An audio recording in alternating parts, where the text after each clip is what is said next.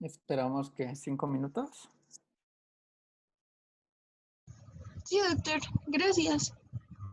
Ok.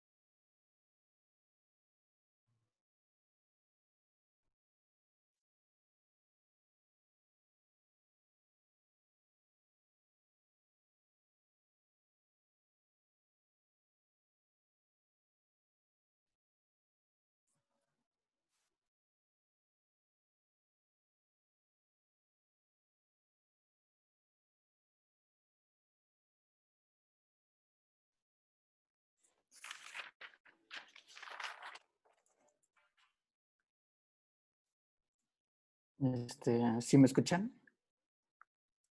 Sí, doctor. Bueno, ya vamos a iniciar. El tema que vamos a ver el día de hoy es cáncer de pulmón.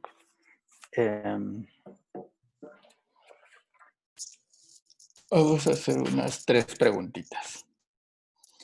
Israel Rivas. Sí, doctor. El, el cáncer de pulmón como tal tiene terapias dirigidas, ¿cierto, falso o verdadero? O no sé. Bueno, actualmente tiene terapias como son las células T modificadas o los inhibidores de punto de control dirigidas, mm, mm, podrían ser, ¿cómo le digo? No son tan específicas porque también tienen efectos secundarios sistémicos. Actualmente que yo sepa si hay ya tecnologías que están en prueba para hacer una terapia totalmente dirigida, pero podría decirse que terapias pues ya hay, es lo que tengo entendido. Ok. Luis Salinas.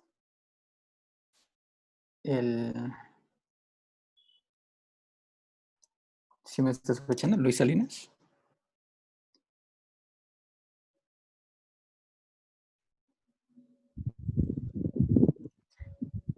Dice que sí, doctor, pero no puede hablar por su micrófono, creo no funciona. Bueno, si no, Laura Patricia Villanueva. ¿Existe tumor neuroendocrino en cáncer de pulmón?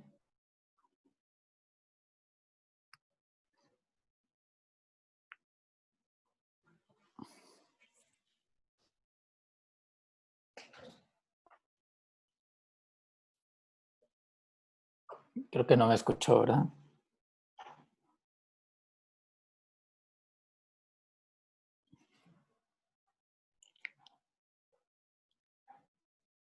Wendy Reyes. Sí, doctor. ¿La inmunoterapia juega un papel muy importante en cáncer de pulmón o en realidad aquí en México no juega un papel importante?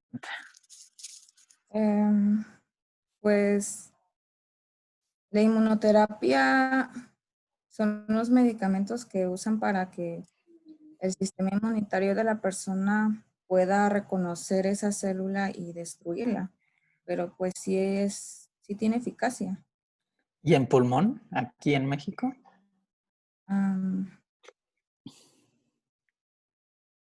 ¿Quién sabe? No sé. Bueno, vamos a empezar, ¿sale? Gracias.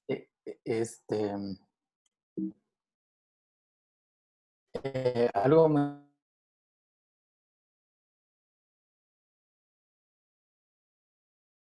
muy importante lo que les había comentado en cuanto a la OMS se actualiza cada 6 años, de manera que el último fue en el 2018, la actualización mundial de oncología. Entonces, de manera sabemos que, por ejemplo, en América, el cáncer de pulmón sí ocupa un segundo lugar importante después de cáncer de mama, principalmente en las mujeres y en los hombres, siendo más frecuente en los hombres en un 11.5% y en las mujeres un 9.7%. Sin embargo, por ejemplo, en otros continentes es diferente. Por ejemplo, algo similar se ve en Europa, en comparación con Europa, pero en Asia, donde la frecuencia es mucho más alta, ocupa el primer lugar en los hombres, si se dan cuenta en la gráfica.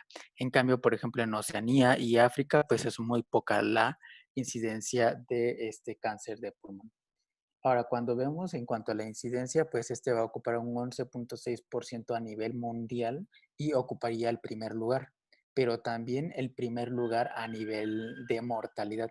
Entonces, si les llegaran a preguntar cuál es el cáncer que causa más muerte en el mundo, pues es pulmón. Por eso es que es súper importante hoy en día también estar más enfocado a este tipo de tumor. Y cuando vemos en cuanto a mortalidad, si vemos los 3 tumores más importantes en mortalidad a nivel mundial, pues están aquí coloreados, ¿no? Donde el azul es de pulmón y vemos que todo Norteamérica y también parte de Asia está involucrado y Oceanía. pero vean, mama y cervicouterino, pues están la mayoría de los otros países. Por eso es que estos 3 tumores son de importancia de salud pública, sobre todo por la mortalidad que pueden condicionar. Aquí en México, pues vemos que el cáncer de pulmón no está dentro de los primeros, pero sí está en el 9º lugar como en incidencia, como también se coloca un poquito más arriba en cuanto a mortalidad, debido a que cada vez se está detectando un poquito más de cáncer de pulmón, sobre todo porque aquí hay ya 2 grandes centros de concentración de cáncer de pulmón, sobre todo el Instituto Nacional de Enfermedades Respiratorias y el Instituto Nacional de Cáncer. Em, Cuando vemos también, pues aquí vemos, en nuevos casos, el cáncer de pulmón ocupa el 6º lugar. Y vean, el porcentaje acumula 4.1%. Pero en mortalidad, cáncer de pulmón se va al 4º lugar con un 8.1%. Por eso es que cada vez va incrementando y esto es debido a de que no hemos tomado conciencia sobre los factores de riesgo en relación a cáncer de pulmón. Ahora, los nuevos casos, por lo general, la edad promedio para el cáncer de pulmón es a esto, 70 años, con un intervalo de confianza de 65-74 años, pero veamos cómo las gráficas, cómo se observa la mayoría entre 65 y 74 años. Vean hasta el 33.4% de la población, pero pues no olvidemos la población de 55-64 y 75-84 años. Ahora, cuando vemos en cuanto a la probabilidad de detectar en etapas tempranas este tipo de tumor, pues vemos que solamente temprano lo vamos a encontrar en un 16% y la mayoría se van a encontrar en enfermedad ya avanzada, metástasis en un 57%. Ahora, en cuanto a la supervivencia, pues vemos todo es lo contrario, ¿no? Entonces, la supervivencia en estos pacientes es muy bajita, sobre todo cuando están con metástasis, versus los que se encuentran todavía en etapa temprana, que la supervivencia pues sí incrementa, pero pues vean, muy poquitos casos aquí. Y esa es la realidad de aquí de México, que la mayoría de las etapas las encontramos en estadios ya muy avanzados, ya casi el 60% de la población. Para ello, pues vamos a hablar de los factores de riesgos. Uno de los más importantes es el tabaquismo. Yo espero que nadie de ustedes como médicos fume, sobre todo por la conciencia que tenemos que dar hacia los pacientes en cuanto al riesgo de cáncer de pulmón. Y veamos por qué. El tabaquismo es la causa del 85 al 90% de las muertes por cáncer de pulmón. Y vemos muy bien que la población pues es muchísima la que fuma, 37.8 millones aproximadamente.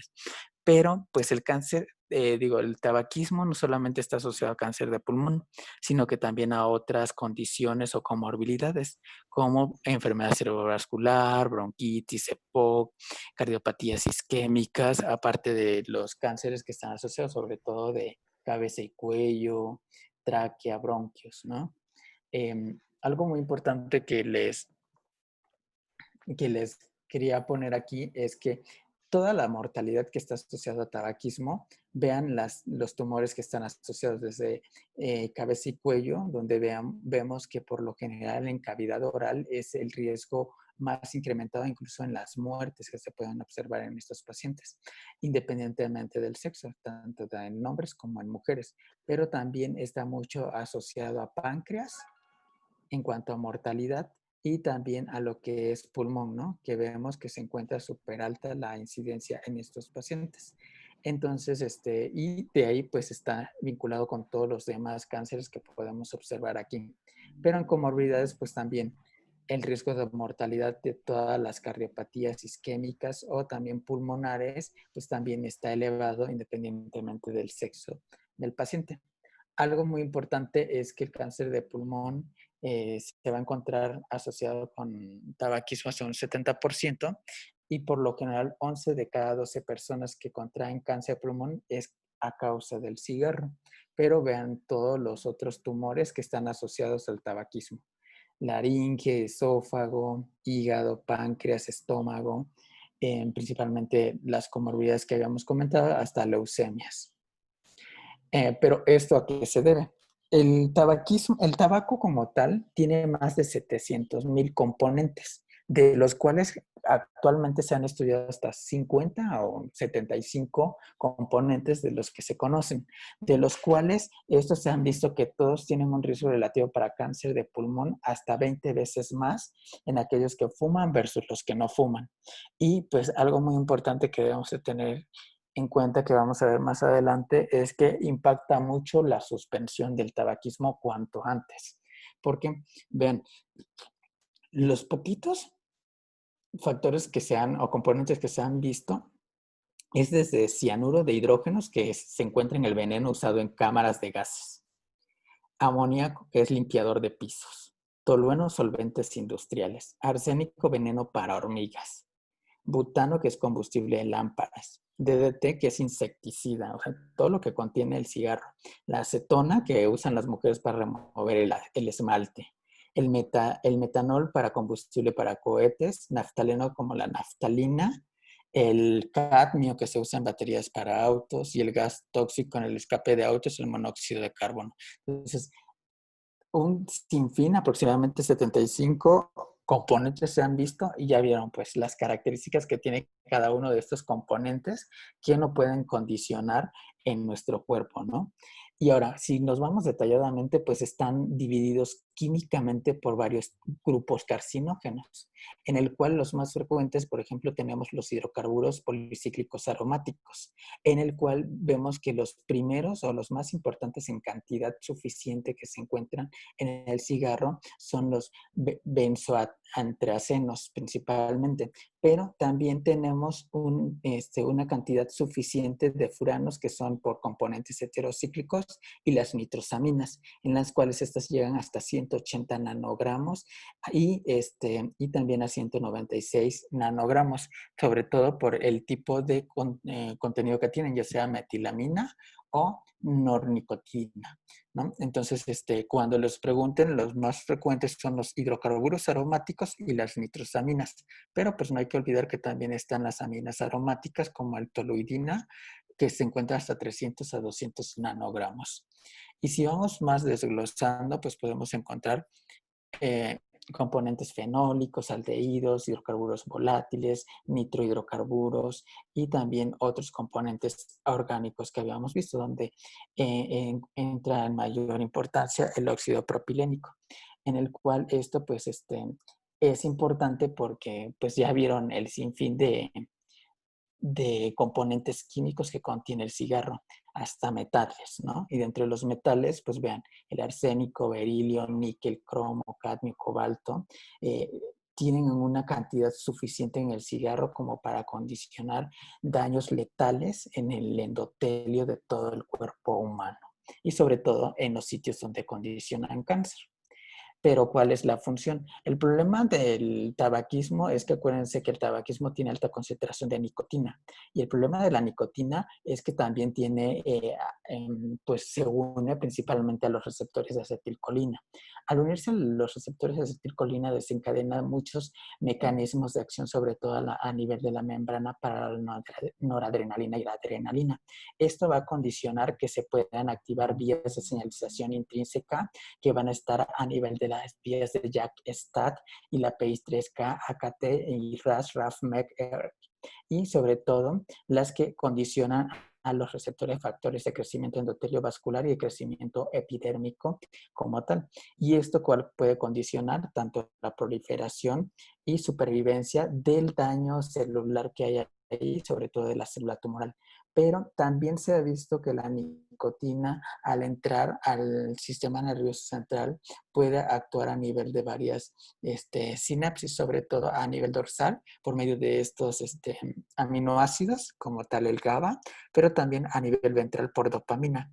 Estos van a condicionar un feedback negativo, que de manera que al haber menos selección activa competitiva, pueden condicionar también ¿cómo se llama? La adicción a la nicotina. Entonces, esto juega un papel importante en cuanto a la nicotina para que el paciente continúe fumando. Pero esta plasticidad sináptica va a conllevar a activar toda esta vía de señalización intrínseca a nivel del cuerpo. Pero bueno, una vez que el humo del tabaco entra a nuestro cuerpo, pues va a condicionar de todos los componentes químicos que vimos y de todas también las componentes metálicos que tienen, va a condicionar mutagénesis y características cancerígenas, que esto va a condicionar daño del DNA y cambios en la metilación del DNA.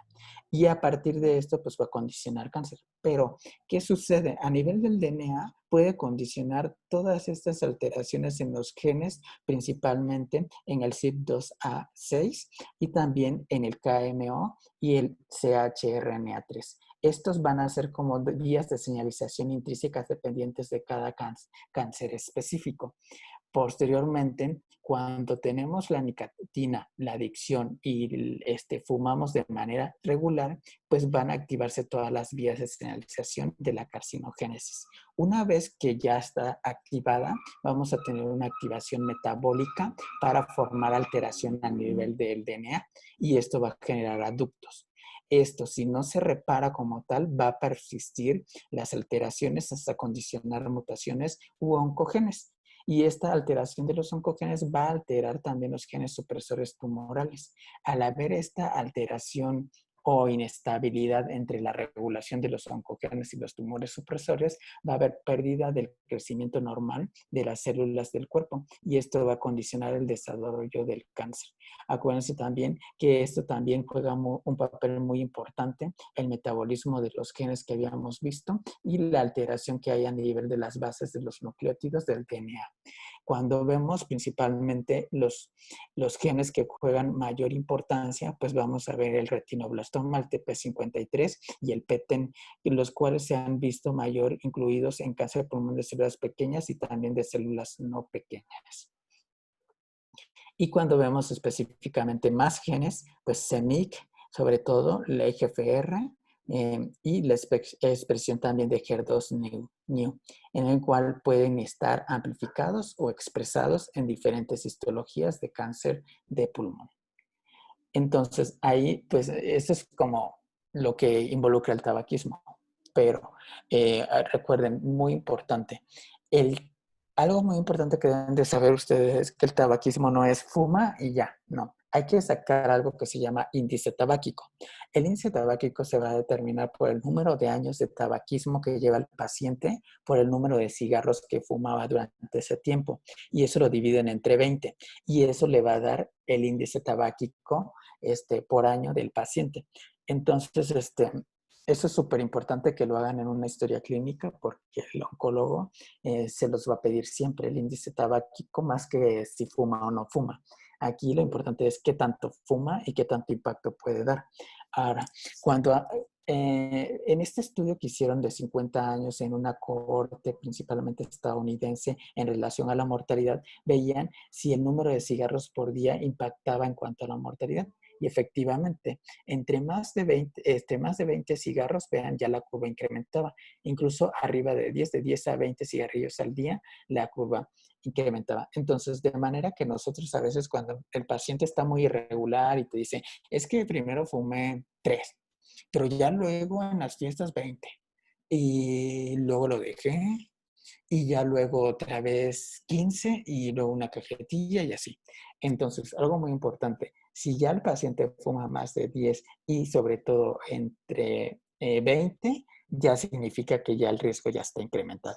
Entonces, entre 10 y 20 ya la incidencia incrementa, siendo un valor más positivo arriba de 20, en el cual se pudo observar mayor incidencia del riesgo relativo para cáncer de pulmón en cuanto a la mortalidad.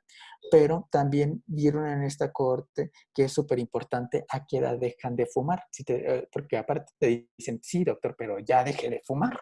Ajá, una pregunta, pero ¿cuánto tiempo, a qué edad, primero, a qué edad dejó de fumar? Si dejó el paciente de fumar entre los 40 y 50 años, eso disminuye el riesgo de mortalidad y también el riesgo de cáncer por pulmón en estos pacientes. En cambio, si la suspensión fue después de estas edades, de 50 para arriba, pues vean, el riesgo sigue latente. O sea, no es igual que el número de cigarrillos, pero sigue latente. Y cuando vemos específicamente en mujeres, sucede lo mismo. Lo mismo en cuanto a riesgo, pero con las mujeres es ya a partir de 10 se ve francamente ya establecido y la suspensión también es igual tanto en mujeres como en hombres. Ahora, si ya quieren ver como un poquito más especificado las tres líneas, hace 7 años en el New England reportaron este impacto que tenía el tabaquismo en Estados Unidos y vieron principalmente los que nunca habían fumado, los que habían dejado de fumar y los que seguían fumando, ¿no? Entonces, cuando vemos los que nunca habían fumado, pues su supervivencia pues era muy bien, lo normal, ¿no? Pero cuando dejaban de fumar, aquí dependía a qué edad habían dejado de fumar. De manera que si fumaban, por ejemplo, dentro de los 35, 44 años, 45, 54 años, la supervivencia, por ejemplo, acá arriba de 25 hasta 44 años, pues vean, casi es igual a la normal. No igual, o sea, no igual, pero casi, ¿no? Pero vean cuando lo suspendieron entre los 45 y 54 años y 55 a 64 años. Casi, casi se está acercando al seguir fumando, ¿no? Entonces eso sí tiene un valor importante en decir al paciente que nunca es tarde para fumar, sobre todo si es joven. Y sobre todo los que fuman, de los que me están escuchando, pues también ya saben cuándo pueden todavía bajar su riesgo para cáncer. Y cáncer no solamente hablo de pulmón, sino de los diferentes tipos de cánceres. Ahora, cuando vemos aquí, incluso en esta gráfica que pusieron aquí, en cuanto al hazard ratio, en aquellos pacientes que tienen riesgo de morir, sobre todo por causa del cigarrillo, pues vean, cuando continúan, pues el riesgo está elevadísimo. Pero si lo suspenden, dependiendo de la edad. Y vean, cuando vemos si lo suspenden entre los 25 a 34 años, no hay riesgo. Es como si también tuviera más de 25 años de haber suspendido. Y incluso hay un mínimo riesgo, pero casi no significativo, entre 35 a 44 años, que fue 1.2. Pero ya de 45 a 54 años ya se incrementa y a partir de ahí para arriba, pues ya el riesgo incrementa para la mortalidad en relación a cáncer. Entonces, a partir de ahí, pues ya tenemos estipulado esas características, ¿no? O sea, el índice tabáquico, cuántos cigarros al día, cigarros al año, cuándo debe de suspender, el impacto que sí tiene el suspenderlo. No es lo mismo. Pero ahora, ¿qué sucede cuando nuestro paciente no fuma, pero sí es del pueblo y cocina con humo de leña?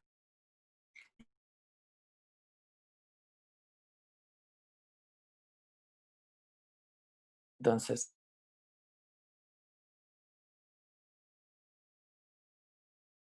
ese estudio de hecho llega a la posición del humo de leña, porque luego te dicen, no, pero yo no fumo, doctor, el que fuma es mi esposo, ¿no? Yo solamente cocino en leña y convivo con él, ¿no?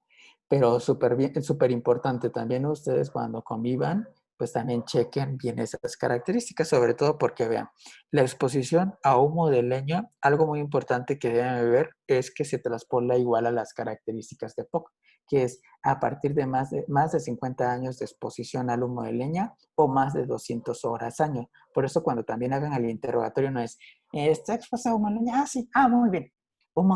Exposición a biomasa, no. Recuerden que siempre anoten cuántas horas, señora, al día. Y ya eso lo multiplican por año. Y si les dice, ¿sabe qué? ¿Cuánto tiempo lleva usted cocinando en leña? ¿No? Pues 10 años, 15 años, 50 años, toda la vida. También es súper importante que lo pongan en una historia clínica, sobre todo oncológica. Y el tabaquismo pasivo, pues también es importante. Vean la relación que tiene la exposición del humo de leña a las histologías de cáncer de pulmón. Sobre todo el adenocarcinoma es el más frecuente, pero también las células de pequeña. Eso no significa que también no incluye para epidermoides o células grandes, que también el riesgo ahí está. Ahora, de tabaquismo pasivo como tal, de hecho se han hecho como muchos estudios para determinar bien a qué, cuánto tiempo se le va a determinar para el riesgo y también horas, o sea, hora, años y cómo se va a calcular este riesgo. Sin embargo, se sabe que el tabaquismo pasivo también es riesgo para cáncer de pulmón. Ahora, cuando vemos también exposición a humo de leña, también vemos que esto es súper importante. Más de 5 años tuvo que haber tenido el paciente para ya empezar a tener riesgo. Es decir, 4 horas al día. Entonces, cuando hicieron este estudio, también subanálisis exploratorio de este estudio, vieron que en aquellos pacientes que cumplían estos criterios, en aquellos que tenían tabaquismo, pues incrementaba el riesgo, pero también en los que tenían exposición a humo de leña, el riesgo también estaba presente para adenocarcinoma y también para cáncer de células escamosas, el epidermoide, y pues menos frecuente eran las de células grandes. Pero pues también volvemos a lo mismo, que cada una es independientemente factor. Ya cuando las juntamos, pues el riesgo incrementa en todos los tipos histológicos de cáncer de pulmón. Algo muy importante es que también la contaminación pues es riesgo, ¿no? Aproximadamente el aire pues está contaminado y va a contribuir a 62,000 muertes por cáncer de pulmón a nivel mundial al año. Y esto es por los químicos que vimos que incluso están en el cigarro. O sea, en el aire podemos encontrar también benzoapireno, bencenos, butadieno y compuestos nitrogenados y sulfurados, sobre todo partículas súper pequeñas, menores de 2.5. Algo muy importante es que la contaminación pues es indirectamente proporcional al sitio donde se encuentren. O sea, un lugar con mucha cantidad de empresas, sobre todo refinerías, plastiquerías, cementeras, es donde el riesgo puede incrementar un poco. Pero en este caso no se ha estudiado tanto qué tanta distancia, qué tanta cantidad, si nada más es los trabajadores, si los familiares del trabajador o los que viven cercano al lugar de las empresas se ha relacionado con cáncer de pulmón. O sea, se ha relacionado que sí, la contaminación sí causa cáncer, pero qué tanto puede condicionar cáncer y a qué distancia no se ha estipulado bien ese dato importante. Pero también algo importante es la exposición de asbesto. Cuando preguntamos el tipo de lámina que tienen los familiares o los pacientes, o cuando preguntamos su tinaco si está de asbesto o la tubería, ven que antes usaban mucho el asbesto incluso para tuberías, de láminas y tinacos. Es súper importante preguntar esto porque la exposición a asbesto no solamente nos condiciona para cáncer de pulmón, sino también para mesotelioma. Y eso es súper importante porque la mayoría es ocupacional, el 70% corresponde a serpentina, que es la crisolita, y otro porcentaje a anfiboles, que es la crocidolita. De estas dos, la más importante es la crocidolita, que es la que condiciona un poquito más potencial de cáncer. Y, por ejemplo, en otros lugares en Europa, sobre todo la exposición ambiental, en Grecia, Turquía y Bulgaria, el suelo tiene tremolita, que también se convierte posteriormente a crocidolita y condiciona mesotelioma. Otros, por ejemplo, inhalación de silicatos como erionita, en carretera de Vincavilla, en Sicilia, Italia, también fluoroedenita. Entonces, hay ciertos lugares también turísticos que tienen en sus carreteras composiciones de asbesto y se ha visto que toda la población que vive alrededor de esas calles también ha tenido cáncer. Entonces, ya se sabe bien que la exposición a esos componentes pues condiciona también a cáncer. Y algo muy importante es el periodo de latencia. Aquí creo que aquí se movió la imagen, pero lo que les quiero decir es el tiempo en que el paciente estuvo en exposición al asbesto. Por eso también es importante no solamente saber, ¿tiene lámina de asbesto? ¿Tiene tinaco? No. ¿Cuánto tiempo lleva con la exposición a esto? ¿No? Entonces, es súper importante. Vean, después de 15 a 20 años ya se empiezan a formar placas pleurales y es un periodo pivote para la asbestosis. Pero a partir de este punto pivote es donde empiezan a alterarse vías de señalización intrínsecas a nivel del tejido pulmonar para condicionar cáncer de pulmón y también cáncer de pleura después de los 30 años. Entonces, por ejemplo, esto condiciona que las fibras que entran a la vía respiratoria van a penetrar al alveolo y van a infiltrar la pleura y van a condicionar engrosamiento y derrame. Eso es por el pulmón. pero a partir de eso también pueden condicionar a nivel directamente aneuploidías y otras formas de daño cromosómico que van a ir alterando el DNA. Ahora, algo muy importante es que cuando se altera el macrófago, ya no hay fagocitosis, entonces sigue incrementando la concentración de fibras de asbesto en el pulmón. Y esto va a condicionar una inflamación de activación de factor nuclear kappa, beta y transducción, que va a condicionar alteraciones genéticas como pérdidas de VAP1, CDKN2A, NF2, N22Q y sobre todo el daño a nivel de por medio de reacciones oxidativas, sobre todo en relación al hierro y rupturas de cadena de DNA. Y la fosforilación a partir de factores de transcripción, factores nuclear transformante alfa, factor de crecimiento similar a la insulina, factor de crecimiento fibroblástico y derivada de plaquetas. Todo esto va a condicionar alteraciones a nivel de la pleura para condicionar, por ejemplo, asbestosis y mesotelioma. Y esto va a condicionar algo que nosotros les llamamos aumento de la proteína BCL-XL.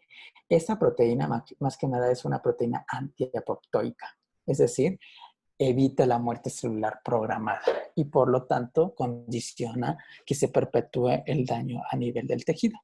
Entonces, por ello, también se han visto que hay varios factores de riesgo asociados también a pulmón.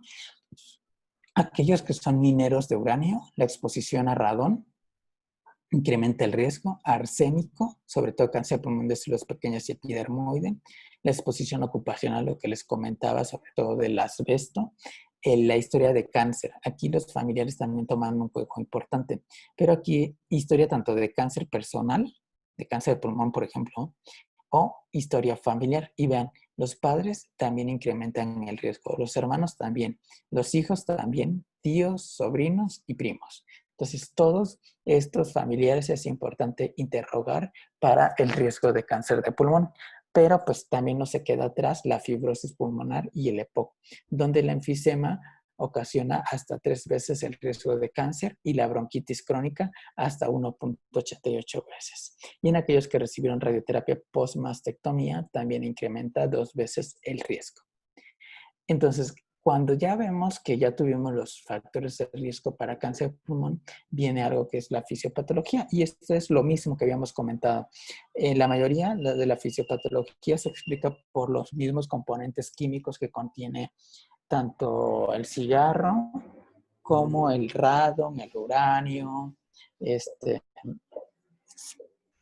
y demás componentes como el humo de leña, principalmente. Entonces, esto a partir de que llegan los componentes a nivel del epitelio normal, van a condicionar cambios moleculares, sobre todo alteraciones en la vía respiratoria. Esto va a condicionar un daño que va a propiciar a la progresión de los daños, sobre todo condicionando la aparición de lesiones preneoplásicas. Estas lesiones preneoplásicas posteriormente se van a convertir en carcinoma invasivo. Pero para que esto suceda tenemos, por ejemplo, un círculo vicioso a nivel del lumen bronquial, sobre todo para las características de los cánceres de pulmón. Algo muy importante es que el carcinoma de células escamosas o epidermoides es la que se va a encontrar más cercana al lumen bronquial y esta es la que se ha asociado más con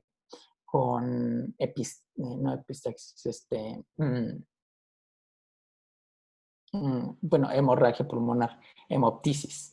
¿Esto por qué? Porque va a condicionar alteraciones a nivel de la vía de CDKN2 y Notch, sobre todo, y va a alterar las células basales. Esto va a condicionar que la célula vaya a condicionar hiperplasia, metaplasia y displasia del desarrollo celular del bronquio. Posteriormente puede haber pérdidas de TP53 y retinoblastoma, condicionando aparición de características de células pequeñas. Pero si esto condiciona alteración, puede llegar a activar ciertas vías como las vías de EGFR-RAS para condicionar forma de hiperplasia adenomatosa atípica o adenocarcinoma in situ, que posteriormente va a condicionar un adenocarcinoma invasor. Pero esas características, todo es de la mano con características genéticas y vías de señalización. ¿Cómo tenemos el cáncer de pulmón? Pues lo vamos a clasificar. Lo importante que tienen que saber ustedes es que se van a clasificar en dos grandes rubros. Uno es cáncer de pulmón de células pequeñas y no pequeñas. Ya de ahí tenemos que subdividirlas. El cáncer de pulmón de células no pequeñas se va a dividir en otros grupos, en los cuales tenemos los 4 más principales, que es el adenocarcinoma, el epidermoide, el de células grandes y, y los tumores neuroendocrinos.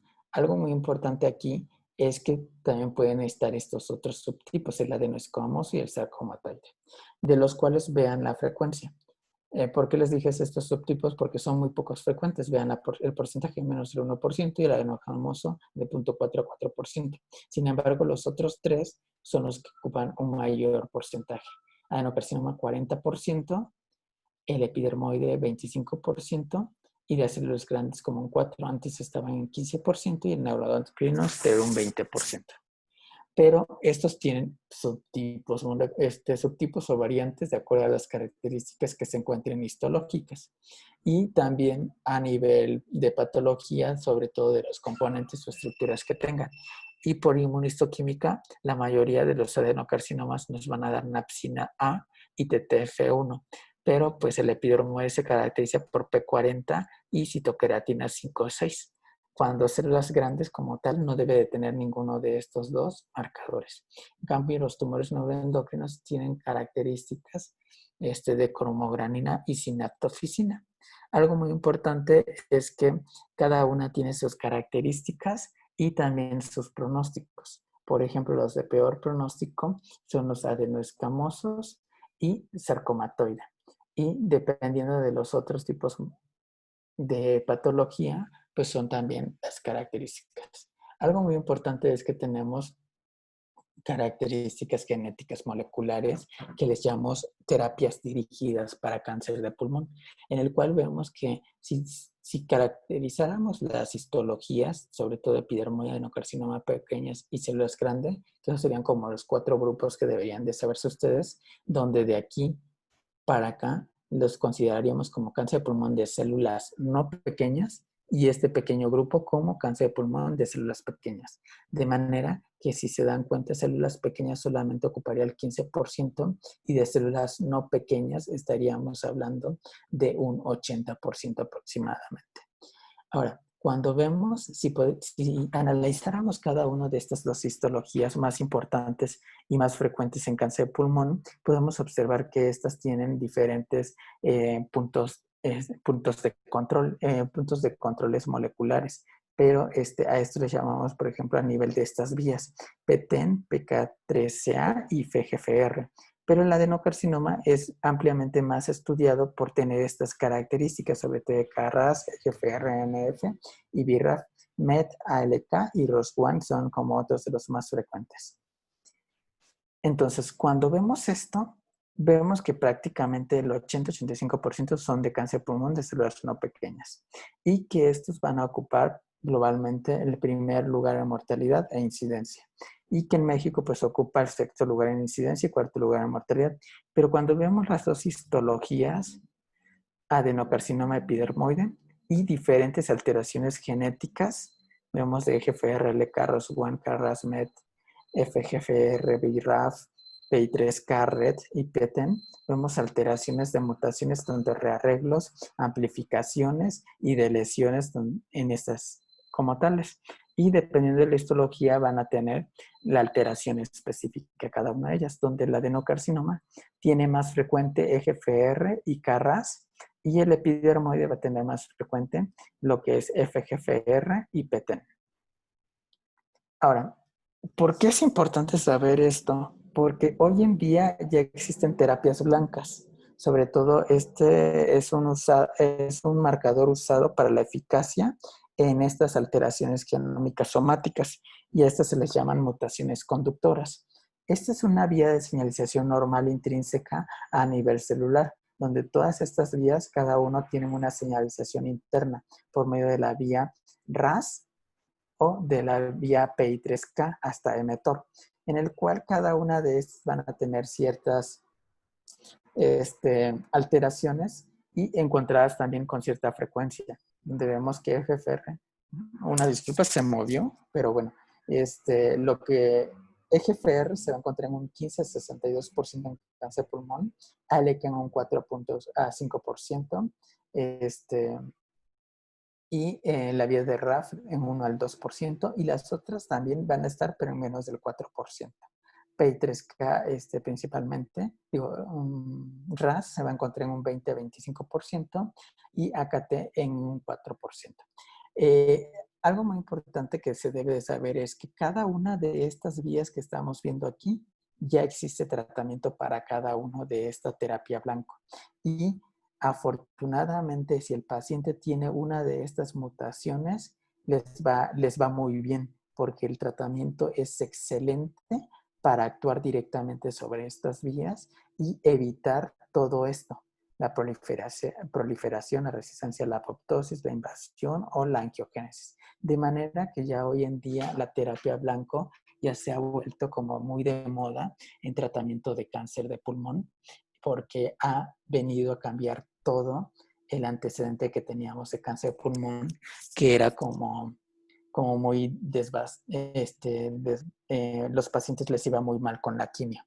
Hoy en día estas terapias blancos pues ofrecen menor toxicidad, mejor tolerancia y algo muy importante, la mayoría son cápsulas. Entonces imagínate que al paciente le digas, le voy a dar una tabletita y ese es su quimio, a que lo tengas que llevar a un centro de quimioterapia, infundirle y esperar a las reacciones. Eso ha cambiado totalmente la oncología en pulmón, sobre todo por todos estos niveles que podemos atacar. Pero algo también que tenemos que tener en mente son cáncer de pulmón de células pequeñas. Cuando vean este tipo de histología, pues son las más agresivas.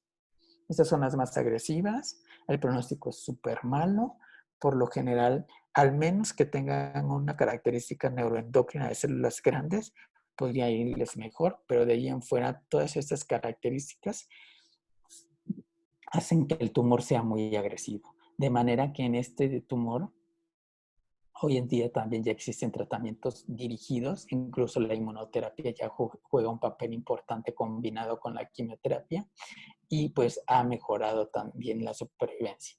Pero para hablar un poquito más de el cáncer de pulmón de células pequeñas la vamos a dividir en dos grandes grupos, en estadio limitado y estadio extenso. Y esto es súper importante porque, vean, solamente el 35-40% es estadio limitado y el 60-75% es extenso. Y esto se debe a las características que se encuentra el tumor, sobre todo si se encuentra nada más de un lado, en ganglios que se encuentren en este lado, y que no tenga derrame y que sea seguro para una radiación. En esto, por ejemplo, lo extenso, pues ya es de los dos lados involucrados y hay derrame pleural y pericárdico positivo. Esto, vean, la mayoría son por ser fumadores. Es de las histologías más agresivas y la mayoría, pues es dependiente del tabaco. Y algo de las características, rápido crecimiento y metástasis temprana. El 70% ya llega con metástasis. Y el problema de todo es que también hacen metástasis al sistema nervioso central en el 15% y óseo está en el 30%. Y la supervivencia global, les vean, a 5 años solamente el 13% está vivo. Entonces, no es nada esperanzador. Algo también que tenemos es el tumor neuroendocrino, en el cual dijimos que de acuerdo a las características, cáncer pulmón de células pequeñas es el más agresivo, pero cuando es típico o atípico, vemos que estos pacientes tienen otro tipo de tratamiento y responden muy bien. Incluso se pueden curar. Bueno, ahora, para ver las características clínicas de estos tumores, esto va a depender de la localización del tumor. Si el tumor es central, algo muy importante, centrales solo son dos tumores, cáncer de pulmón de células pequeñas y epidermoide. Periférico, adenocarcinoma y células grandes. Entonces, así como de manera fácil que se la aprendan, es como podemos dividirlos. De manera que los centrales nos van a dar más tos, disnea, hemoptisis, atelectasia y neumonías de repetición, porque tienden a obstruir el bronquio, sobre todo el bronquio principal. Y los periféricos van a dar más datos de disnea y tos, pero también vamos a tener dolor por infiltración a la pared torácica en un 64%. Y cuando infiltran la pleura, pues derrame pleural está en un 14%.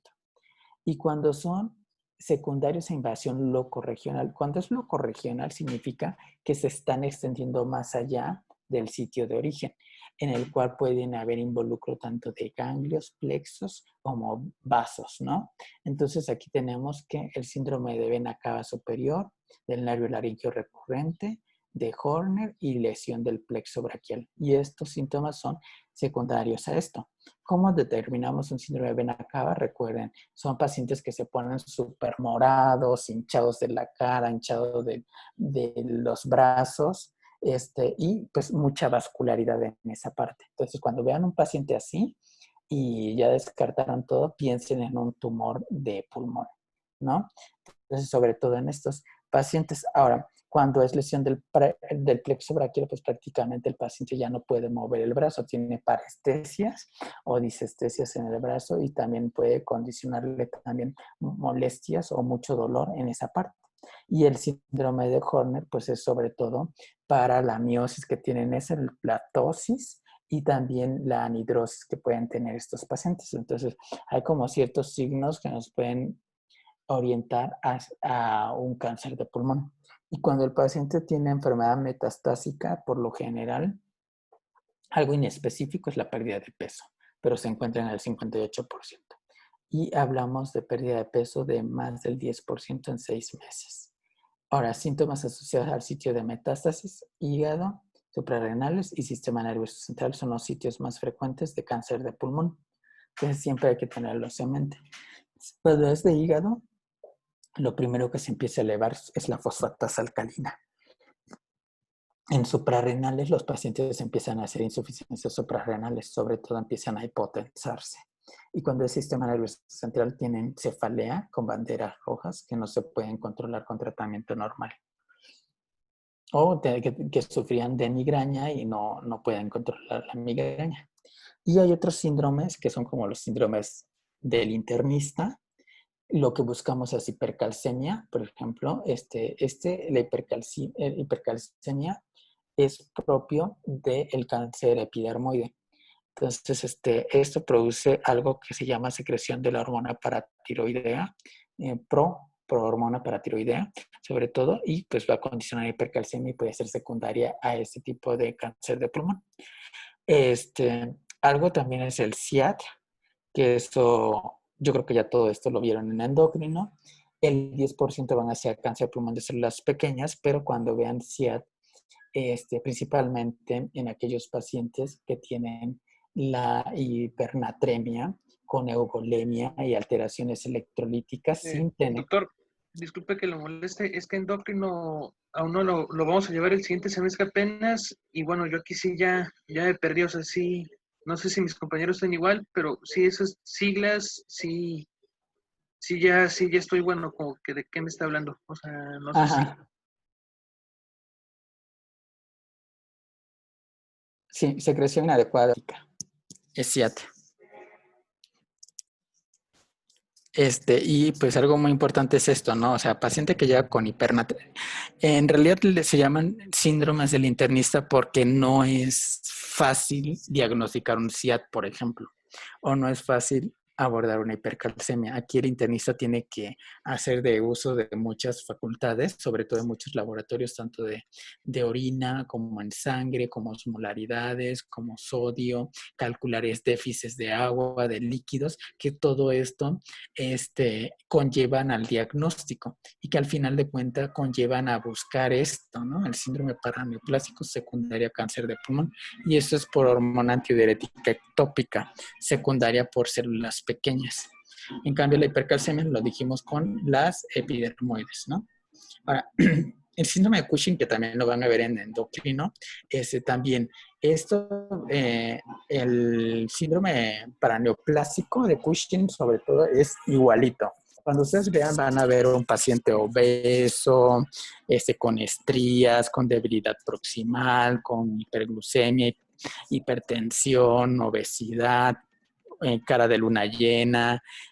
Son características de esos pacientes. Entonces, cuando ven así un paciente que no les queda claro y ya descartaron esteroides, pues hay que ahora sí que hay que empezar a llamar al internista para que empiece a abordar estos síndromes para encontrarlo. ¿Por qué? Porque el problema es que el endocrino sí lo puede hacer, el problema es dónde encuentras un endocrino. O sea, o lo primero que encuentres. Pero lo importante es buscar lo que está condicionando todos estos síndromes paraneoplásicos. La osteoartropatía hipertrófica, el síndrome de Lambert-Eaton, que lo van a ver en neuro, y otros tipos hematológicos como anemia. Algo muy frecuente que ocurre es la leucocitosis. De hecho, a veces nosotros nos han llegado pacientes con cáncer de pulmón, o sea, no propiamente el diagnóstico, sino que vemos un nódulo pulmonar inespecífico y vemos la biometría hemática y leucos de 70,000. Entonces, si te quedas así de santo Dios, no será un síndrome leucémico. Y ya como internista, pues ya empiezas a divagar mucho, ¿no? Ya empiezas con todos tus síndromes mielodisplásicos y ya quieres hacer aspirado, biopsias, etcétera. Entonces, algo muy importante es que cáncer de pulmón, si tiene una leucocitosis por un síndrome mielodisplásico secundario, con el tratamiento se quita y el paciente se cura totalmente de eso. Así como de los demás síndromes, ¿eh? O sea, cuando empiezas el tratamiento para el cáncer, desaparece todos sus problemas, ¿no? Entonces, hoy en día, pues ya se sabe mucho de los cánceres y es importante siempre estar asociado con un oncólogo médico, sobre todo para llevarlo de la mano. Y si es un oncólogo médico internista, pues mucho mejor, porque ya él ya sabe cómo abordar totalmente al paciente. Ahora, algo muy importante es que no están relacionados a enfermedad metastásica y su presencia no contraindica tratamiento con intención curativa. Es decir, porque a veces, de hecho, nosotros a veces nos peleamos con terapia. O sea, el paciente está muy mal. Está con la leucocitosis de 70,000, está con síndrome de Cushing a todo lo que da, está intubado, ya los intensivistas ya casi lo dan por muerto. ¿Y qué creen? Si le das quimio, se cura, le quitas el ventilador al siguiente día y el paciente se va a casa como si no hubiera pasado nada. Entonces, es súper importante saber que hay que dar también pie a que si tenemos esto y encontramos esto, hay que hablar al oncólogo médico y él sabe cómo va a poder resolver todo esto, independientemente del endocrinólogo, ¿no? Pero pues es súper importante que sepan que aunque el paciente esté grave en pulmón, la quimio sí importa. O sea, porque tenemos mucha idea, de hecho, los pacientes o incluso los médicos, que la quimio mata o que la quimio destruye o que la quimio como tal causa mucha toxicidad y en un paciente lábil, pues como que sí te quedas así de qué onda, ¿no? Con el oncólogo. Entonces, en cáncer de pulmón, de hecho, el tratamiento puede ser su única esperanza de vida para un paciente en terapia. Entonces, eso es súper importante. Y esto lo hemos visto muchísimas veces, que terminan los intensivistas dándonos la razón al final. Pero bueno, eso es súper importante, que sepan que existen los síndromes paraneoplásicos. En el ENARM vienen estos dos, no, estos tres. Y te preguntan hacia qué tipo de cáncer está asociado, que es el epidermoide. Este aquí está asociado y te presentan a un paciente con esto que al final termina siendo un cáncer de pulmón de células pequeñas. Entonces, eso es súper importante que lo sepan. Algo muy importante es que el paciente pues llega y tenemos que hacer laboratorios en general, sobre todo VH, química, pruebas de función hepática, química sanguínea y algo muy importante es la primera vez que vean al paciente, díganle que deje de fumar. Que deje de fumar, ya solo el oncólogo va a tomar la pauta del tabaquismo. Hoy en día se sabe que con cierta inmunoterapia, si sigue fumando el paciente le va mejor, pero solamente esa es la toma de decisión del oncólogo médico.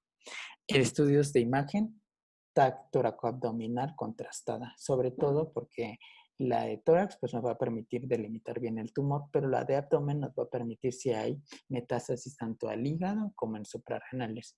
Y La otra es dependiendo de sintomatología, es decir, si el paciente tiene mucho dolor de cabeza, datos de focalización, hay que hacerle una resonancia magnética de cráneo. Si el paciente tiene dolor óseo, columna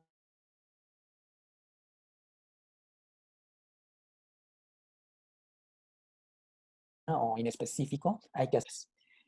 Aquí es muy importante porque hoy en día también existe un estudio que se llama PET-CT, que no sé si ustedes lo conozcan o hayan escuchado.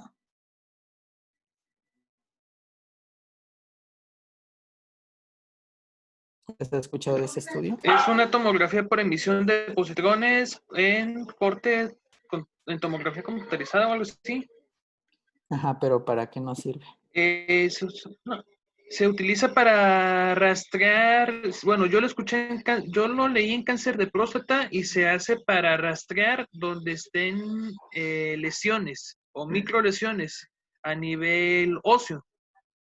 No sé, la verdad, sí, ahorita en esto, en cáncer de pulmón también saco que para buscar las metástasis a nivel óseo que pueda tener el cáncer. Mira, creo que, de hecho, para cáncer de próstata no es de elección un PET-CT. De hecho, se llama PET-CT con PSMA. Ese Sí, sí es bueno para ver, porque el contraste se llama PSMA y es justamente, tiene afinidad por el tejido óseo. Pero cuando hablamos de PET-CT, en general hay uno que se llama PET-CT con FDG, que es como un fluoro desoxiglucosa, que prácticamente lo que hace es que el, es como un marcador, entonces detecta donde hay mucho metabolismo y como tiene glucosa, la célula tumoral rápido metaboliza la glucosa. Entonces nos sirve a nosotros para detectar aquellas lesiones tumorales en todo el cuerpo. Hoy en día, por ejemplo, en hospitales privados se prefiere hacer ese estudio a realizar todas las tomografías, ¿no? De tórax, abdomen, pelvis, gamagrama, ¿no? Pero, por ejemplo, en hospitales públicos siguen usando esto, en privados, el PET-CT, por ejemplo, para nosotros es súper perfecto, es última tecnología y te da el diagnóstico, o sea, te abre el panorama diagnóstico demasiado. Entonces, hay pocos estados aquí en México que tienen el PET-CT, según tengo entendido en Mérida, creo que en Jalapa, Puebla, México y creo que Monterrey y Guadalajara son los únicos estados que tienen ese estudio. ¿Por qué? Porque es un estudio muy costoso, sin embargo, para oncología sirve muchísimo. No es estudiado porque no es, o sea, no es equivalente a las tomografías, sin embargo, si no tienes recursos ni nada y lo único que tienes tomografía, pues te vas de la mano con tomografía. Pero ante la duda de estudios de tomografía, el PET-CT se vuelve la elección en estos pacientes. De hecho, ahora sí que nosotros decimos mucho, nos encanta mucho el PET-CT.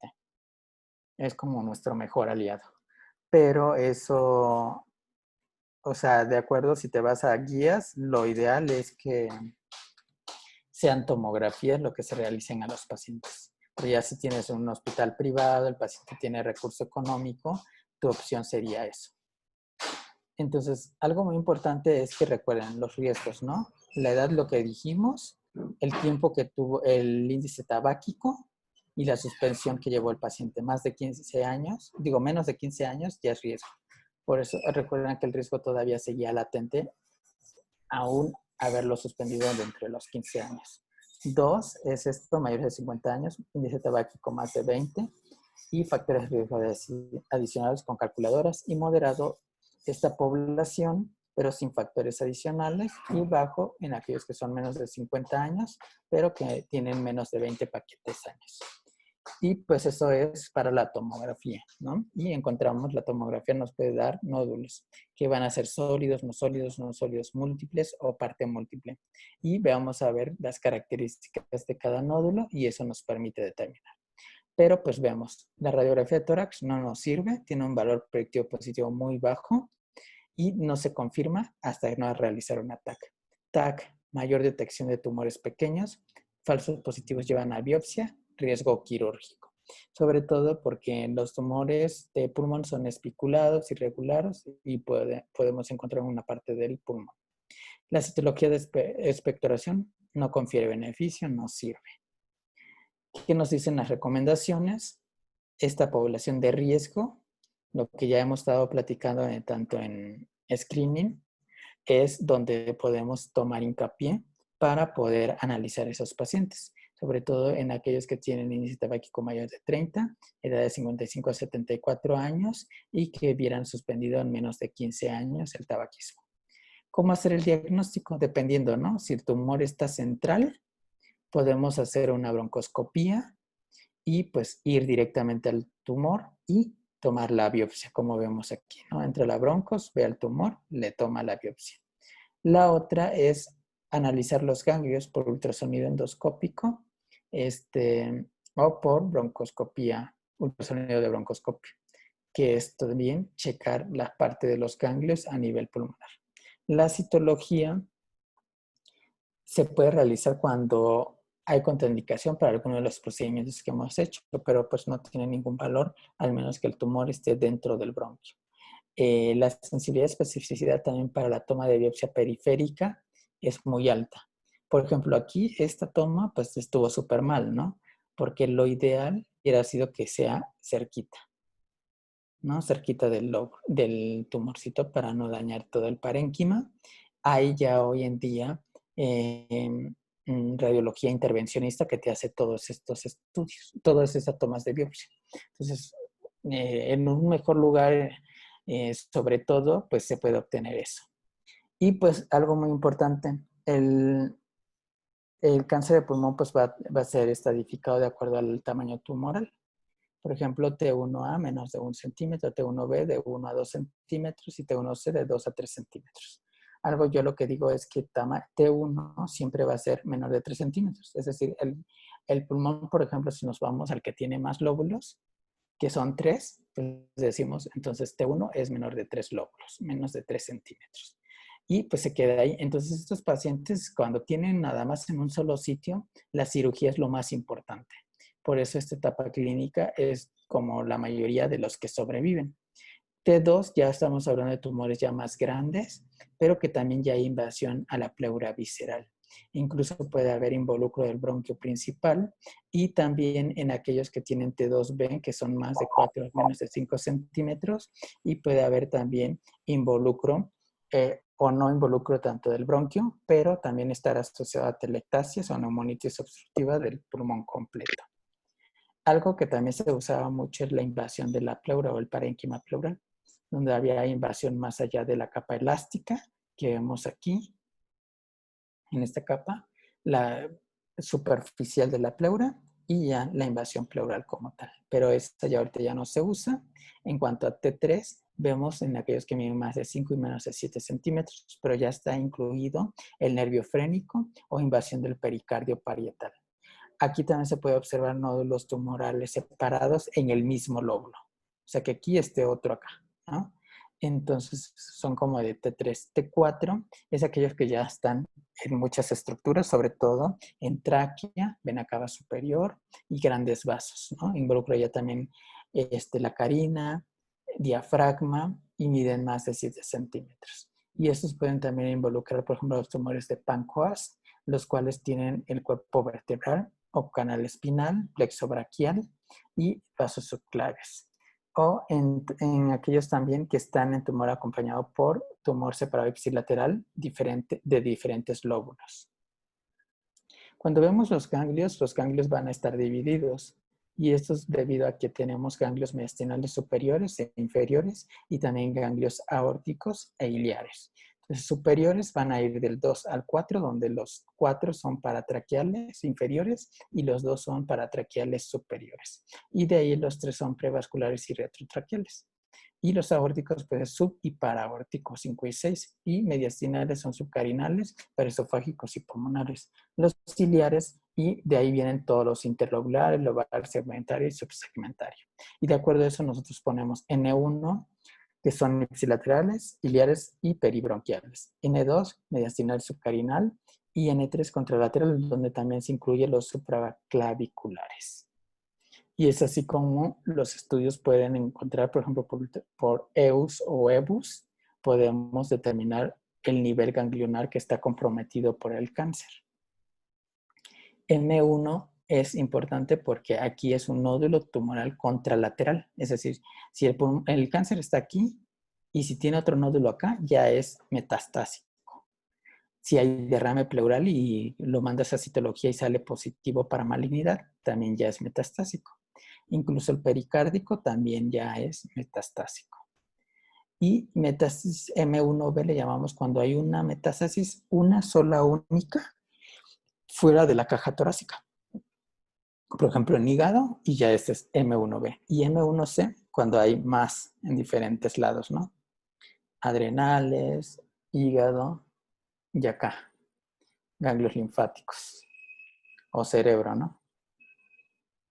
Ya de acuerdo a eso, pues los estadificamos. Los T1 son estadios temprano, T2, aquí entra, T1 entra la cirugía como parte importante, T2 con ganglios positivos, sobre todo 2B, 3A, aquí entra en papel importante la quimiorradioterapia, y T3, T4 entra también la quimiorradioterapia, pero cuando ya hablamos de metástasis, en esos pacientes entran la inmunoterapia o terapias dirigidas blancos o combinaciones con quimioterapia. De manera que la supervivencia en metástasis es diferente. O sea, M1A, vean, es 11.5 meses, pero M1C, que ya tenía muchos órganos, es 5 meses. Entonces sí es importante diferenciarlos. Y de acuerdo a la séptima edición de la supervivencia, vemos que es diferente un 1A, que es 82%, hasta un 4, que es un 6%. Y todo esto depende de los meses que hablemos. ¿Qué existe hoy en día en cuanto a tratamiento? Todo esto es la gama de tratamiento para cáncer de pulmón hasta ahora, 2020, donde tenemos las terapias dirigidas blancos, que son de EGFR, y existen todos estos, que son pastillas, ALK, crizotinib, ceritinib, alectinib, ROS1, crizoentrecti, BRAF B600C, dabratrame, NTRK, larotrectinib, entrectinib, RED, que estamos con el Loxo y el Blue, y el MET, crisicaptinib. Ahora, todos estos puedes dar una segunda línea si el paciente te progresa. Algo muy importante es que aquí en EGFR, osimertinib se ha vuelto como el rey estándar en estos pacientes debido a las supervivencias que ha dado en estos pacientes. La inmunoterapia juega también un papel importante, sobre todo cuando vemos en histología algo que se llama PDL1, que es como la infiltración pulmonar de linfocitos, infiltración de linfocitos a nivel de la célula tumoral.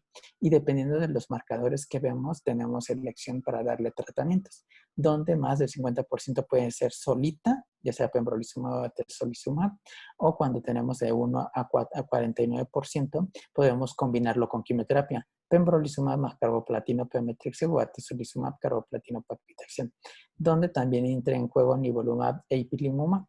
Pero pues también vemos que en el escamoso también entra en juego pembro con taxanos o quimioterapia basada en platinos. Y de ahí tenemos un sinfín de otros tratamientos. Algo muy importante es que hoy en día, pues, a los pacientes el metastásico les va muy bien cuando encontramos todos estos datos que nos ayudan a darle un tratamiento dirigido. De manera que hemos visto casos que pacientes que tienen tumores, incluso en cerebro, en hueso, en hígado, desaparece totalmente el tumor en 3 meses de haber iniciado la inmunoterapia. El problema es que la inmunoterapia no está en todos lados. Aquí en México, la inmunoterapia casi no se usa, no está en todos los centros oncológicos, solamente ha llegado primero para hospitales privados y también las terapias blanco dirigidas también están en hospitales privados. El INCAN tiene algunos de estos medicamentos, pero por lo general no están todavía, no los están usando.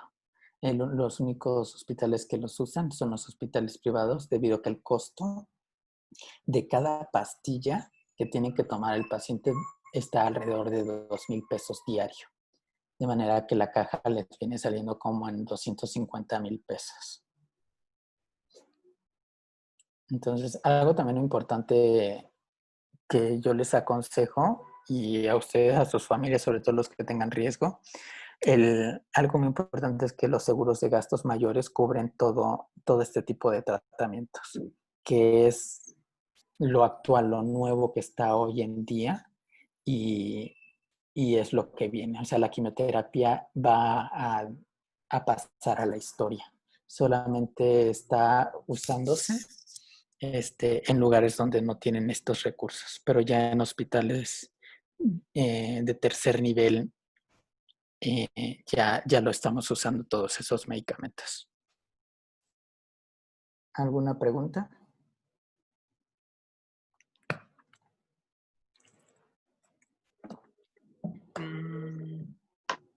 ¿Cuánto más o menos es lo que se tarda en diagnosticar? O sea, porque imagino que eso también influye en la evolución en la sobrevida del paciente. ¿Cuánto es el tiempo promedio que se tarda en diagnosticar a una persona con cáncer de pulmón, doctor? De entre que va a la primera consulta con su médico de primer contacto hasta que ya puede estar recibiendo un tratamiento, ¿cuál es el tiempo promedio? No sé Sí, si mira, usted... el problema es que el paciente aquí en México en hospitales públicos tarda hasta un año, año y medio de tantas vueltas que da hasta iniciar el tratamiento. La diferencia es que en un hospital privado el paciente solamente tarda 10 días, 5 o 10 días en iniciar ya el tratamiento. Entonces todo depende del médico que te vea. O sea, lo ideal es que ante síntomas, riesgos y todo esto, acudir inmediatamente o sea, lo ideal sería algo privado. Lamentablemente la oncología sí se ha vuelto una situación más de tipo privado que público, porque en hospital público lamentablemente los tiempos de espera son muy prolongados hasta para estudios, de manera que los pacientes llegan a progresar esperando un estudio, ¿no? Entonces, es algo que es imperdonable, sin embargo sucede y pues sí requiere como hacer un poquito de conciencia en ese aspecto. Sobre todo en pulmón, el problema, la mayoría, por ejemplo, que llegan, como les dije, aquí en México son metastásicos. O sea, los pacientes ya llegan con derrame pleural, disneicos, con mucha pérdida de peso, y es la forma en que se dan cuenta. Antes no. Entonces, tenemos la poca cultura de hacer revisiones médicas continuas. ¿Y eso por qué? Porque los sistemas de salud están súper saturados. Entonces, aquí en México, en hospitales públicos, no existe como estudios de rutina, ¿no? O check-up. Nosotros aquí en el hospital privado le llamamos check-up, que idealmente pacientes de seguro de gastos mayores cada año van y se hacen un estudio general, van con un médico internista, los valora y ya él es el que toma las decisiones si encuentra algún hallazgo. Pero todo esto es con medida preventiva. El problema es que en sistema de salud pública no alcanzaría toda la infraestructura del hospital para ofrecerle eso a los pacientes. Por eso es que también toma mucha importancia el tener algún seguro de gastos mayores.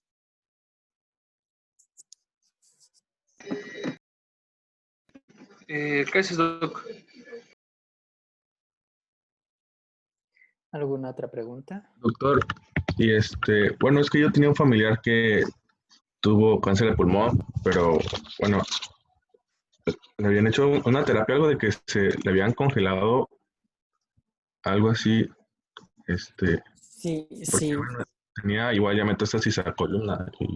Ajá, mira, cuando existen metástasis, por ejemplo, a columna, hay algo que le llamamos radioterapia ablativa, pero hay tipos de tratamientos paliativos que sirven para controlar el dolor, dos, para disminuir el tumor y sobre todo mejorar la sintomatología, pero eso se llaman terapias locales. Esas terapias solamente son como transitorias, por así decirla, pero no son el tratamiento estándar como tal. Hay, por ejemplo, la ventaja en pulmón es que sí existe el tratamiento local, sobre todo porque se ha visto que mejora mucho los desenlaces. Entonces, en pacientes que solamente tienen una lesión, ya sea en cerebro, en la columna, y los radias o le das crioablación, se ha visto que mejoran mucho. Pero sí es parte de tratamientos. Ok, gracias. Doctor, una pregunta. A Ajá. partir de medida en la clasificación de tumores que había mencionado de T1 y T2, puede ser, puede llevarse a cabo la cirugía, porque mencionaba que menor de 1 centímetro. ¿Sí me escuchas? Sí, Sí, mira, el tamaño ideal es menos de 2 centímetros para hacerle algo que le llamamos nosotros cirugía en cuña. Pero si tiene 3 centímetros que está en el limbo, se puede dar también cirugía. El problema es que cuando ya miden 3 centímetros, 5 centímetros, los pacientes ya tienen ganglios. Entonces, cuando tienen ganglios ya se vuelve otro tipo de tratamiento. No solamente eh, requieres valorar el tamaño, sino que también tienes que valorar ganglios, tienes que valorar otro tipo de abordajes. Y en estos casos es donde entran en juego todo lo que les comenté, el ultrasonido por EUS, por EBUS o la mediastinoscopía, o entra en juego también el PET-CT que nos ayuda a determinar si el paciente tiene ganglios o no. Pero por lo general tienen que ser pequeñitos. Y esa toma de decisiones pues es con el médico oncólogo y el cirujano oncólogo. sí. Ok, muchas gracias. Ujú. Ahora, algo también importante es que aquí en México existen protocolos de investigación. Los protocolos de investigación tienen todos estos medicamentos que ven en la pantalla para pacientes con cáncer de pulmón avanzado. O sea, y les dan gratis todo el tratamiento por protocolos de investigación. Lo que hacen es hacerles estudios de nuevo, checar que tengan metástasis o no tengan metástasis y ver cómo están funcionalmente. Y si los ven candidatos, la farmacéutica les da los tratamientos gratis, que cada tratamiento les cuesta casi 3 millones por año.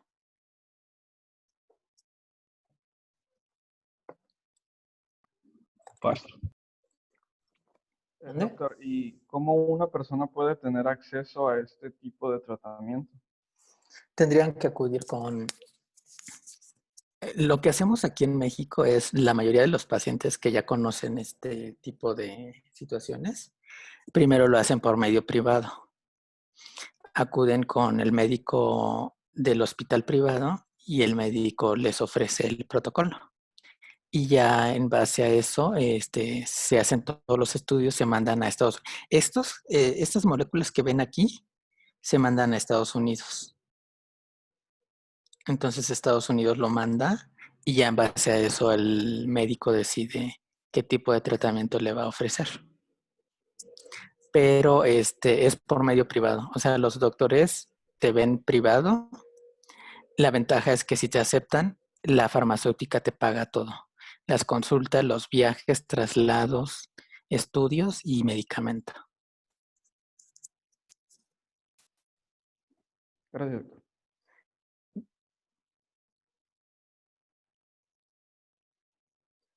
Algo muy importante es que lo ideal es que hubiera, por ejemplo, centros oncológicos en diferentes partes del país. Algo muy importante es que pues que no lo hay por la situación social que hay en cada estado, ¿no? O sea, los centros oncológicos son centros muy caros, donde la quimioterapia es muy cara y pues es muy vulnerable a muchas corrupciones o cosas así. Entonces, es muy difícil tener como un centro oncológico que tenga todos estos tipos de medicamentos, sobre todo por la seguridad de las farmacéuticas. Entonces yo creo que, por ejemplo, allá en Mina, yo en realidad no sé, no he preguntado bien, pero según tengo entendido, por ejemplo, en Mina está el Pemex que tiene onco, pero no sé si den qué tipos de quimios den o qué tipo de tratamiento estén ofreciendo allá. El problema, lo ideal es que para que un protocolo acepte, tiene que ser un médico capacitado, que le guste la investigación y que tenga la población para poder ayudar a la gente. El tratamiento oncológico de Pemex lo mandan allá en México. ¿Mande? Lo de aquí de Pemex pues mandan allá a México para la quimioterapia. Ah, o sea, no reciben nada ya. No, No, No, pues, y SSA los manda a Jalapa, al SECAN. ya. No, pues sí está difícil la situación allá entonces. Doctor, una última, ahí se alcanzó a ver unas letritas que dicen ICI contraindicación. No sé si es insuficiencia cardíaca o algo así, en la primera línea y segunda línea. No. No, ahí es cuando contraindicaciones inhibidores de checkpoint, pero está en inglés.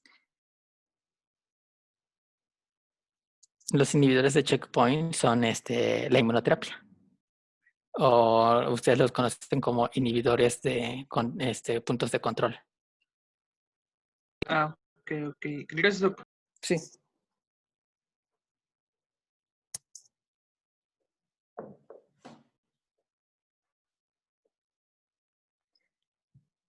¿Alguna duda?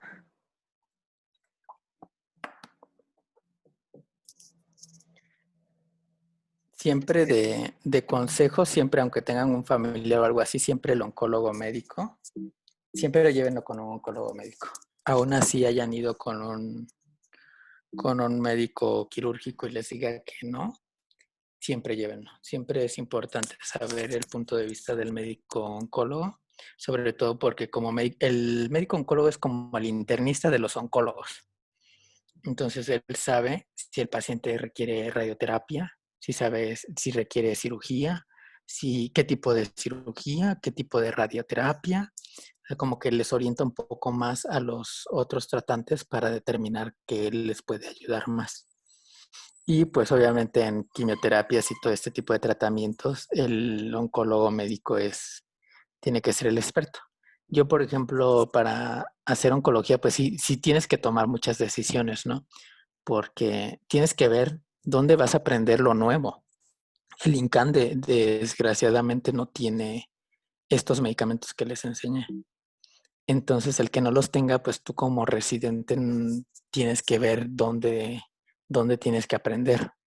Entonces, hoy por hoy, las mejores elecciones para estudiar oncología es hospitales privados por la condición del tipo de quimioterapia que se está trabajando. Pero les repito, bueno, si tienen algún familiar o tienen las posibilidades de algún seguro de gastos mayores, eso es muy bueno. Y si tienen la posibilidad de contactar a algún médico, o tienen algún familiar con eso y tienen la incertidumbre, sin problemas, comuníquense conmigo y yo los puedo contactar con los doctores que les están ofreciendo los protocolos y los tratamientos a los pacientes. Pero pues sí requieren, o sea, sí requiere una revisión. Yo no puedo presentar, por ejemplo, un paciente así tiene cáncer pulmón, doctor, pero no, o sea, tiene que ser como una revisión completa. Pero pues cualquier duda o así situaciones que se les ofrezca, yo con gusto les puedo ayudar u orientar con qué oncólogo lo pueden mandar o sea, sobre todo porque conozco todos los oncólogos que llevan los protocolos para los tratamientos gratis. Muchísimas gracias, doctor. ¿Por hoy sería todo? Sí, eso sería todo. Muchas gracias, doctor. Les iba a comentar que la siguiente semana, como estoy de vacaciones y de hecho voy a ir a visitar a mi familia allá en Mina, no creo poder ayudarlos la siguiente semana, pero nos volvemos otra vez dentro de 2 semanas y vemos cáncer de colon y recto. ¿Sale? Muchas gracias, doctor. Sí, doctor. Gracias. Gracias, Gracias. Gracias, doctor. Hasta luego. Gracias, Cuídense. doctor. Hasta la Doctor, próxima vacaciones. clase. Disfruten sus vacaciones, doctor. Hasta luego. Gracias. Hasta luego.